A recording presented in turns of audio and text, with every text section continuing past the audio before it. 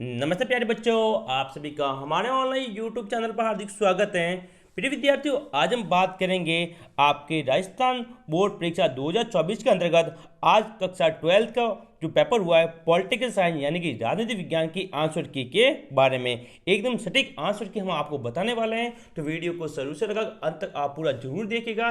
साथ ही यदि आप हमारे यूट्यूब चैनल पर नए हैं तो चैनल को सब्सक्राइब जरूर कीजिएगा। तो देखते हैं 21 मार्च 2024 यानी आज के पेपर की आंसर की। देखिए देखिए प्यारे बच्चों, उच्च माध्यमिक शिक्षा, ठीक है ना, 2024 राजनीति विज्ञान का पेपर था। 3 घंटे 15 मिनट का पेपर और कितने नंबर का था? 80 नंबर का। तो देखिए पहले क्वेश्चन की बात करते हैं खंड अ की। तो खंड अ के अंतर्गत आपको बहुविकल्पीय में प्रश्न पूछे गए थे कुल 15, ठीक है, यानी कि अब शब्द वाले क्वेश्चन। पहला क्वेश्चन देखिए, सोवियत संघ के विघटन में किस नेता ने अपनी केंद्रीय भूमिका निभाई थी? तो इसका राइट आंसर होगा ऑप्शन ब, ठीक है ना, ऑप्शन ब। सभी विद्यार्थी मेरे साथ ही अपने आंसर मिलाते चले ताकि आपको भी पता चल सके कि आपके कितने आंसर सही हो रहे हैं। और मुझे कमेंट बॉक्स में कमेंट करके जरूर बताइए कि आपके कितने क्वेश्चन सही है। तो पहले आंसर का होगा ऑप्शन ब, यहाँ पर राइट होगा। सेकंड क्वेश्चन देखते हैं दूसरा, आसियान क्षेत्रीय संघ ARF की स्थापना कब की गई थी? चार ऑप्शन दिए गए, 1991, 92, 93 या फिर 94। तो इसकी स्थापना 1994 में की गई थी। ऑप्शन द यहाँ राइट होगा। दूसरे क्वेश्चन का विद्यार्थियों ऑप्शन द राइट होगा। नेक्स्ट थर्ड क्वेश्चन देखिए, नेपाल देश में राजतंत्र का अंत कब हुआ? 2007, 8, 9 या फिर 10। तो इसका राइट आंसर होगा ऑप्शन ब 2008, यानी कि नेपाल देश में राजतंत्र अंत 2008 में हुआ था। तीसरे क्वेश्चन का ऑप्शन ब यहाँ पे राइट होगा। अगला क्वेश्चन देखते हैं अपन 4 नंबर क्वेश्चन, संयुक्त राष्ट्र संघ के किस महासचिव को 2001 का नोबेल शांति पुरस्कार मिला? तो प्रिय विद्यार्थियों वो मिला था ऑप्शन स यहाँ राइट होगा, कॉफी अन्नान को, ठीक है, ऑप्शन स। 4 नंबर क्वेश्चन का ऑप्शन स राइट होगा। आप सभी विद्यार्थी भी अपना आंसर टिक करें और मिलाते चलें। नेक्स्ट 5वां क्वेश्चन, युद्ध की आशंका को सुरक्षा नीति द्वारा रोकने को कहा जाता है, ठीक है ना। तो इसका राइट आंसर होगा ऑप्शन द, अपरोध। क्या होगा? अपरोध। 5वें का ऑप्शन द राइट होगा। नेक्स्ट 6 नंबर क्वेश्चन देखते हैं, 1992 में आयोजित रियो डी जेनेरियो सम्मेलन का मुख्य उद्देश्य क्या था? प्रिय विद्यार्थी आपने कक्षा 10 में विज्ञान की किताब में पढ़ा होगा, ठीक है ना, रियो डी जेनेरियो के बारे में। ये पर्यावरण और विज्ञान से संबंधित किसे? पर्यावरण और विकास, यहाँ पर राइट होगा ऑप्शन ब।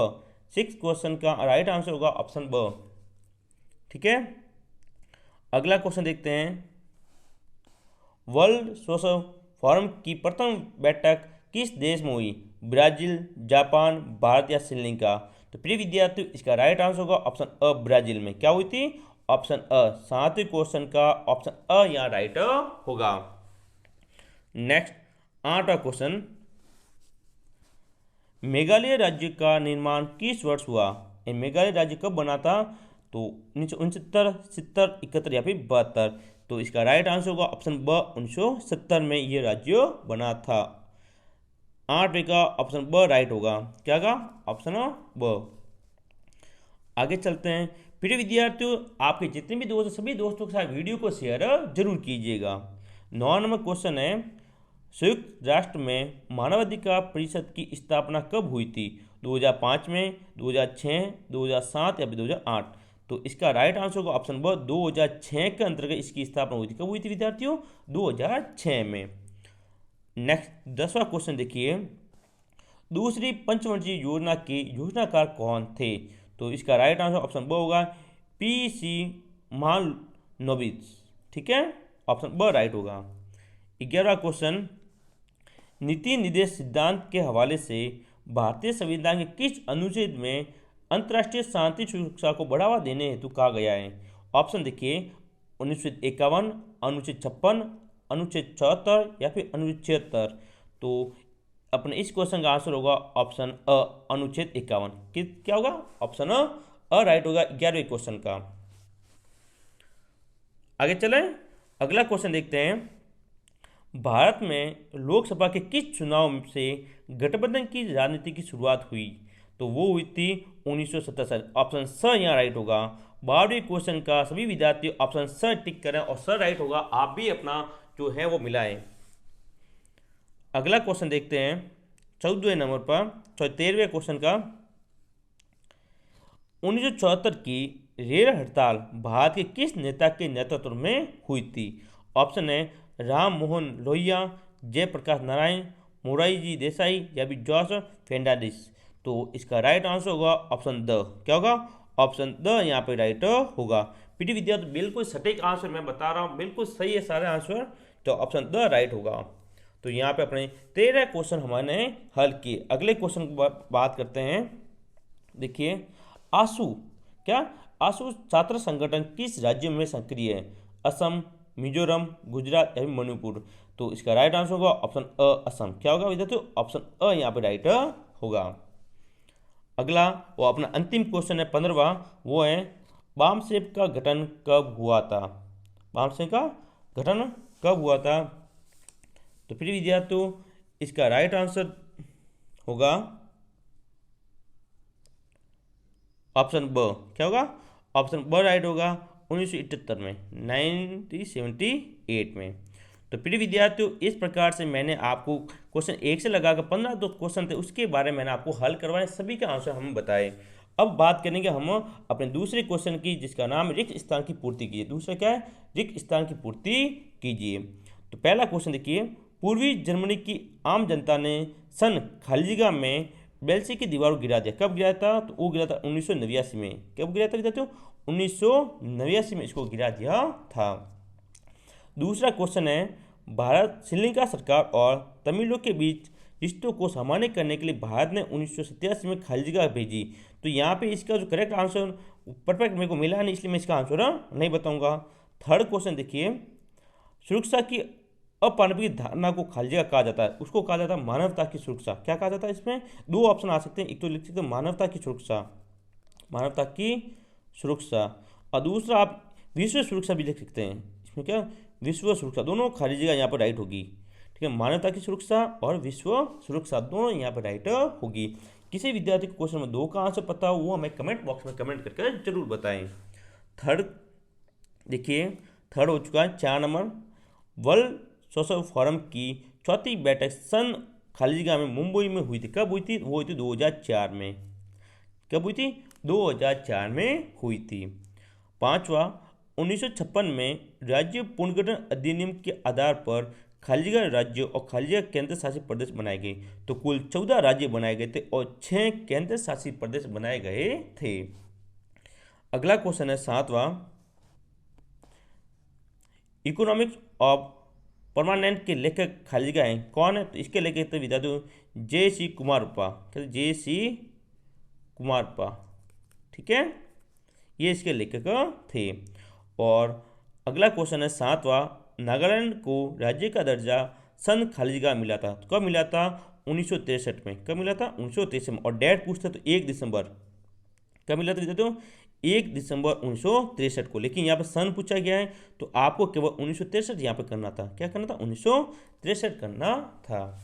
ठीक है, तो ये अपने कुल 7 रिक्त स्थान थी, इसकी बात हमने यहाँ पर की है। तो यहाँ पर प्रश्न 1 और प्रश्न 2 हमारा समाप्त होता है। अब हम बात करते हैं अपने क्वेश्चन नंबर 3 की, जो कि अति लघुगुणात्मक प्रश्न। क्या था? अति लघुगुणात्मक।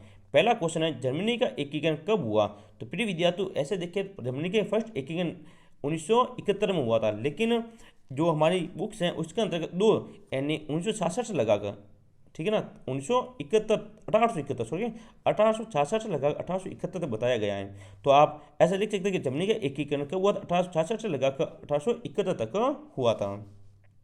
नेक्स्ट, संयुक्त राष्ट्र सुरक्षा परिषद के स्थायी सदस्यों के नाम कितने? कोई 2। तो कुल 5 सदस्य हैं, जिसके अंतर्गत अमेरिका, ठीक है ना, रूस, ब्रिटेन, चीन, ठीक है, ये 4 नाम मैंने आपको लिख दिए। यहाँ पे केवल 2 नाम आपको लिखने थे, कोई भी लिख सकते हैं, रूस है, अमेरिका है, ब्रिटेन और चीन। ये स्थायी सदस्य है। क्या विद्यार्थी? स्थायी सदस्य हैं। अगला क्वेश्चन है, संयुक्त राष्ट्र संघ में वीटो पावर से क्या अभिप्राय? क्या वीटो पावर के बारे में यहाँ पूछा गया है? तो वीटो पावर का आंसर मैं आपको बता देता हूँ। देखिए आंसर आपके सामने है। संयुक्त राष्ट्र यूएन में वीटो शक्ति का क्या मतलब कि संयुक्त राष्ट्र सुरक्षा परिषद के 5 स्थायी सदस्यों की सुरक्षा परिषद के किसी भी ठोस निर्णय को अस्वीकार करने की क्षमता, क्या होगी, कोई भी होगा उसको अस्वीकार करने की क्षमता होती है, इससे ही वीटो शक्ति कहा जाता है। इसे स्थायी और गैर स्थायी सदस्यों के बीच सबसे महत्वपूर्ण अंतरों में से एक माना जाता है। ये थी आपकी वीटो शक्ति। अगला क्वेश्चन देखते हैं। नेक्स्ट 96वां क्वेश्चन था, सुरक्षा के मुख्य 2 स्वरूप कौन कौन से, यानी 2 प्रकार बताना, 2 स्वरूप आपको यहाँ पर बताने थे। तो इसका आंसर होगा, देखिए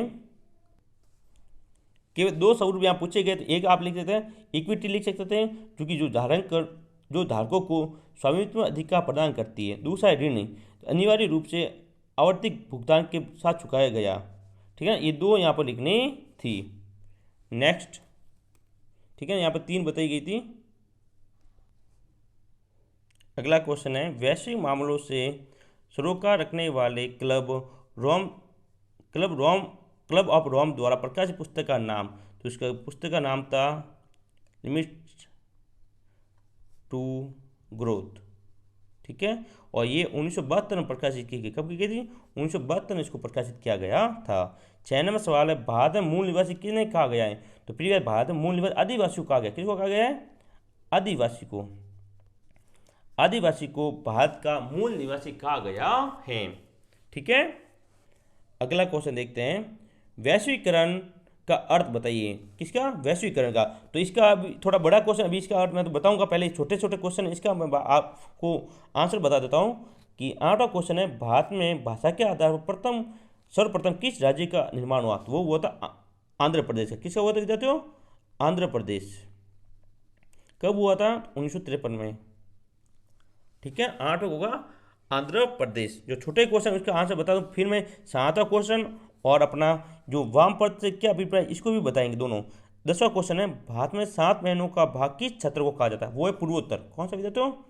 पूर्वोत्तर जो भाग होता है उसको 7 महीनों का भाग कहा जाता है, क्योंकि यहाँ पर मुख्य 7 राज्य कौन कौन से? असम है, अरुणाचल प्रदेश है, मेघालय है, मणिपुर है, मिजोरम है, मैं शॉर्ट कर लिख रहा हूँ। ठीक है, मिजोरम है और त्रिपुरा है। ठीक है, त्रिपुरा और नागालैंड। ये कुल 7 राज्य यहाँ पर मिले हुए हैं, इसलिए इसको 7 महीनों का भाग कहा जाता है। तो कौन सा है? पूर्वोत्तर। तो राइट आंसर होगा पूर्वोत्तर। अब हमारा 2 क्वेश्चन बाकी। एक तो है वैश्वीकरण का अर्थ। तो देखिए वैश्वीकरण का अर्थ है कि पूरे ग्रह पर, ठीक, चाहे मनुष्य, वस्तुओं और सेवाओं, पूंजी, औद्योगिकरण या सांस्कृतिक प्रथाओं के आंदोलन और आदान प्रदान की गति। वैश्वीकरण के प्रभावों में से एक यह है कि ये दुनिया भर के विभिन्न क्षेत्रों और आबादी के बीच बातचीत को बढ़ावा देता है और बढ़ाता है। एंड पूरे विश्व को, ठीक है, पूरे विश्व को आपस में जोड़ के जो काम करता है वो होता है वैश्वीकरण। ठीक है, फिर अपना अगला एक क्वेश्चन था, उसका आंसर मैं आपको बताता हूँ, वामपंथी। तो देखो, राजनीति में उस पक्ष या विचारधारा को कहते हैं जो समाज को बदलकर उसमें अधिक आर्थिक और जातीय समानता लाना चाहते हैं, वो वामपंथी कहलाएंगे। क्या कहलाएंगे? वामपंथी कहलाते हैं। ऐसी विचारधारा क्या है दो? एक प्रकार क्या होती है? विचारधारा होती है। इस विचारधारा में समाज के उन लोगों के लिए सहानुभूति जतलाई जाती हैं जो किसी भी कारण से अन्य लोगों की तुलना पिछड़ गए हो या फिर शक्तिहीन हो। ये होती है अपनी वामपंथी राजनीति। ठीक है, तो प्रिय विद्यार्थी, तो इस प्रकार से हमने क्वेश्चन 1, 2 और 3 जो अति लघुत्तम क्वेश्चन थे उसकी बात मैंने यहाँ पर किए। अब जो अपने क्वेश्चन बाकी हैं वो बड़े वाले क्वेश्चन, यानी भाग अ और ब मैंने यहाँ पर हल कर दिया है। तो बड़े वाले क्वेश्चन है उसके आंसर बड़े हैं, इसलिए हम इस पर यहाँ पर बात नहीं करेंगे। तो आज की क्लास में इतना ही। वीडियो अच्छा लगे वीडियो को लाइक करें, शेयर करें और हमारे चैनल को सब्सक्राइब जरूर करें। जय हिंद, जय भारत।